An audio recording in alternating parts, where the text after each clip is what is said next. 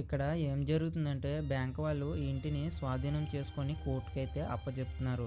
ఎందుకంటే ఇంట్లో ఉన్నవాళ్ళు హోమ్ లోన్ తీసుకొని 3 నెలలుగా కట్టడం మానేశారు. 3 నెలలకు ముందే బ్యాంక్ వాళ్ళు నోటీస్ పంపిస్తారు. ఆ నోటీస్ పట్టించుకోకపోతే 3 నెలల తర్వాత వచ్చి అవర్స్ టైం అయితే ఇస్తారు. ఈ అవర్స్ టైంలో 3 నెలల ఈఎంఐని చెల్లించకపోతే ఈ ఇంటికి సీలేసి కోర్టుకైతే అప్పచెప్పుతారు. దయచేసి వినండి ఫ్రెండ్స్, పక్కవాడు ఏదో చేశాడు ఏదో కొన్నాడని మీరు పెట్టేజీ కోసం మీరు లోన్ తీసుకొని ఖరీదైన వస్తువులు ఖరీదైన బైకులు మీరు కొనుగోలు చేయకండి.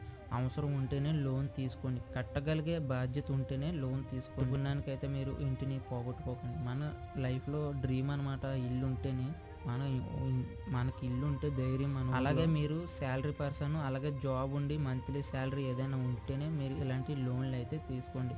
ఏ బాధ్యత లేకుండా ఇలా మీరు కట్టుకుంటాం ఇల్లుని అలా ఈజీగా మనం బ్యాంక్ వాళ్ళకి పోగొట్టుకోకండి.